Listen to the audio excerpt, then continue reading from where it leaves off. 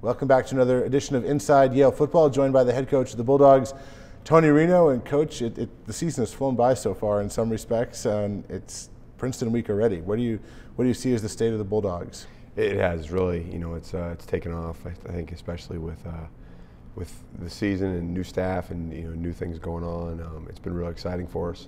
We've seen improvement every week in a lot of areas. Some areas we need to obviously still work on, and we've had a lot of different things going on with the team from start to finish where I think the kids have handled every step of it really well. So I think the guys are ready to go. I mean, obviously, at Yale, the last two games where our schedule works are huge rivalry games, and every game in the league is, but Princeton and Harvard, a little something special, and with Princeton coming into the bowl this weekend, we're really excited about getting ready to play. You talk to a lot of alums, and they'll say, these games are more intense. Some will say they're even played seem to go by faster themselves, these games. From your first stint here as an assistant coach and then your time as assistant coach at Harvard, what does, from a game standpoint, separate the emotion of the rivalry out of it, but once the whistle blows and it's on the field, how are these games different? I think that you could say that they might go by a little faster because there's a lot of ebb and flow to the game usually, and usually there's a lot of big plays on either side, and the tightly contested ones usually have a lot of emotion and a lot of intensity and a little gut wrenching in it on both sides of the sideline, but both sides of the field. But once the ball gets kicked, it's a football game, and it's the build up to it, which a lot of people like. Talk about what we can expect from Princeton this week on the other side. Sure. Princeton, you'll see similar offenses, but Princeton's a no-huddle offense as well, and they'll push the pace. I think that you'll see two teams doing that, so you'll see that similarity there. They'll throw the ball a little bit. They've got a couple quarterbacks that rotate in and out with Mitchelson and Epperly. They've got a couple of really good receivers. Roman Wilson's number 3. He's had a great season. Made a lot of big plays, and they play 4 or 5 different backs. They've had a couple guys rotate in and out. Akil Sharp, their starter, is back this week, and their offensive line's aggressive. They do a nice job of pass set, and they do a nice job of getting to the perimeter in a run game. Then defensively, they're real aggressive. They've got 2 guys in the front that are as good as anyone I've seen in this league in 10 years.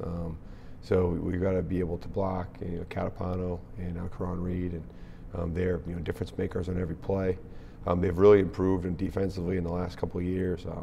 They play their scheme really well. They play aggressive. They've got a couple linebackers that really play down the box, and then in the secondary, it's got some kids with some good speed who can cover people up. And talking about the Bulldogs now, the defensive improvement, I think, has been really something to marvel at. It's a defense that has played well all season, but really the last several games, I think you're really seeing them gel. Yeah, since the Colgate game, I think the Colgate was kind of that watershed moment where we said, okay, we need to really look at some things and be able to change some things that might not have been working.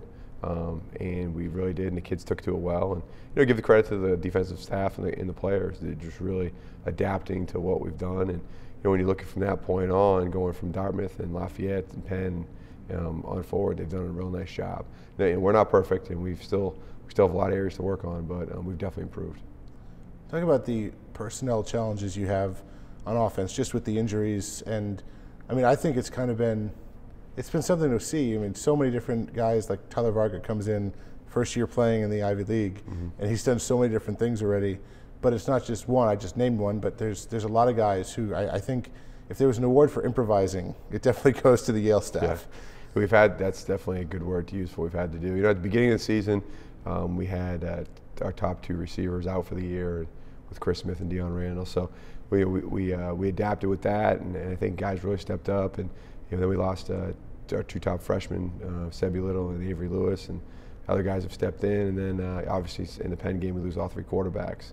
So we have that next man in mentality, and the issue with quarterback, there wasn't a next man. It was we were out of the line of quarterbacks, and Tyler stepped in really well and did a nice job. And I think that the game plan we put together for the Columbia game was a great one, and I think we were pretty close to pulling that one off. And last week, I give Eric a lot of credit. Eric and Derek both, Derek Russell both, really tried to go, and all the way through pregame with Derek Russell, and at pregame he just couldn't do it. And Eric Williams lasted, we thought he was going to last a lot longer than he did, but he was hurt in the second or third play of the game, and just didn't quite wasn't quite able to play, and he pushed through. I mean, as one of those guys, he kept pushing through of injuries, but in the end, he really couldn't be effective.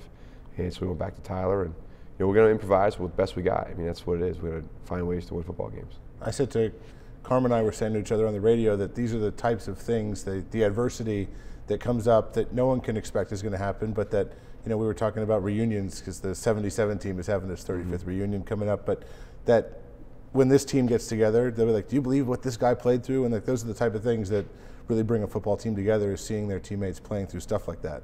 Oh, it's incredible. I mean, we've had a lot of guys that are playing through.